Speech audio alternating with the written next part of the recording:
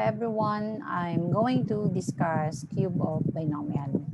So if we're going to assign x and y as the first and the second terms respectively of this binomial, and we are about to raise this binomial to the third power. So when this expression is expanded, so this is equal to the right side of the equation. Now, working on the pattern for a cube of binomial requires us to make use of the distributive property aside from the cube that I have introduced to you in our activities. So, and you learn that the product of the two factors here, first two factors, is equal to the square of x plus y. And you learn about the square of binomial, and this is equal to x squared plus 2xy plus y squared. So the next thing that we're gonna do is to multiply the third factor to this trinomial. So using the distributive property of multiplication, we're going to distribute x squared to both terms of the second factor. So we have x cubed and x squared times x, we have x squared y, and then 2xy times x, we have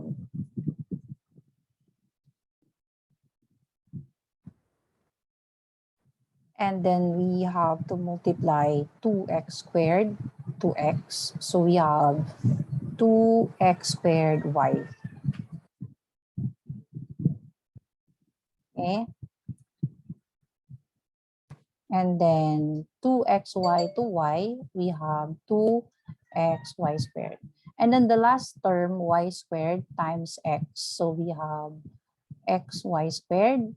And then y squared times y squared, we have y cubed.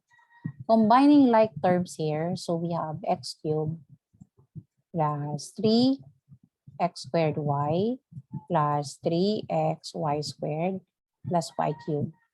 Now, this will be the pattern that we're gonna use whenever we raise a binomial to the third power.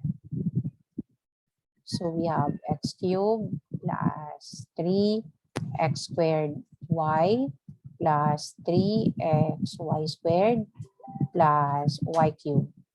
Now, same in the case of square of a binomial, whenever the operation of the binomial is subtraction, the middle term, rather the second term and the fourth term will be a minus sign. Take note also that the middle terms have a constant factor 3, and we have to multiply the two terms. But before we do so, we have to either square the first term or the second term. For example, in the case of the second term here, we multiply the square of the first term to the second term times 3. And then for the third term, we multiply the square of the second term, y, to the first term times 3. And the first and the last terms, take note that they are the cube of the first and the last terms, respectively, of the binomial.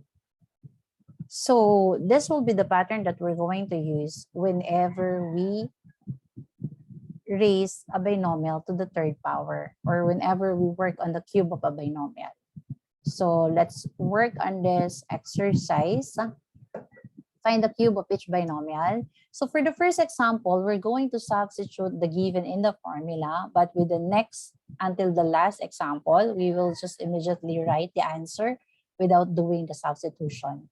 So 2x will serve as the first term, or which is our x here, and then the second term 3y is the second term, or y in the pattern here. So we'll get the cube of the first term, so we have cube of 2x, and then plus, so we have 3 here, times the square of the first term times the second term, and then plus 3 times the first term times the square of 3y, and then the cube of the last term 3y. So we have the cube of 2x, which is equal to 8x cubed. And then this is 3 times the square of 2x. So that's 3 times 4x squared. So we have 12x squared here times 3. So we got 36x squared y. And then this is plus 3 times the second term, the first term. So we have 6x times the square of 3. So we have 54x y squared. And then the cube of 3y is 27y cubed. So this is our answer for number 1. Now for number 2, so we go back with the cube of the first term. And the cube of the first term is 125b cubed. And then plus, so everything is positive since this is the sum of a cube. So this is 3 times the square of 5b. So that's 75b squared times c. So we have 75b squared c. And this is 3 times the first term times the square of the second term. So we have 15b c squared. And finally, the cube of the last term c is c cubed. There. For number 3, we'll get the cube of 3h. So this is 27h cubed. Since this is a minus sign, the second term is a minus sign because we multiply 3 by the square of the first term. So that is 9 times 3. So that's 27. And then we multiply that by the square, rather by 4. So we have 108 h squared j. And then the last term will be a minus sign. So this is 3 times 3. So we have 9 times the square of negative 4. So that's 144 h j squared. And then the cube of 4j is 64j cubed. And then the cube of m is m cubed. Since this is minus, so this is a minus sign.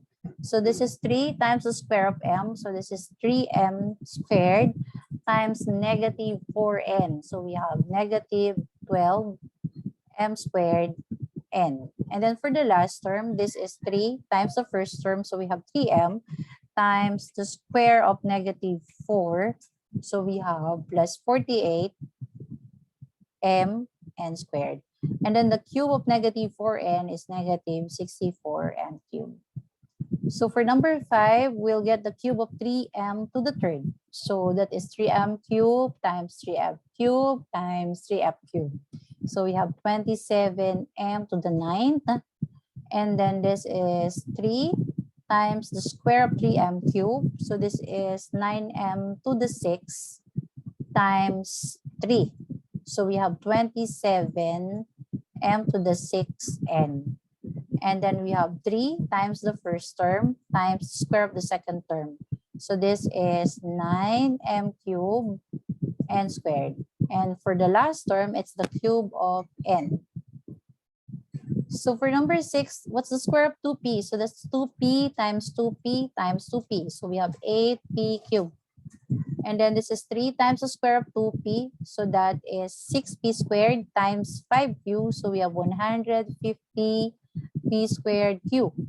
And then this is 3 times the first term times the square of the second term. So this is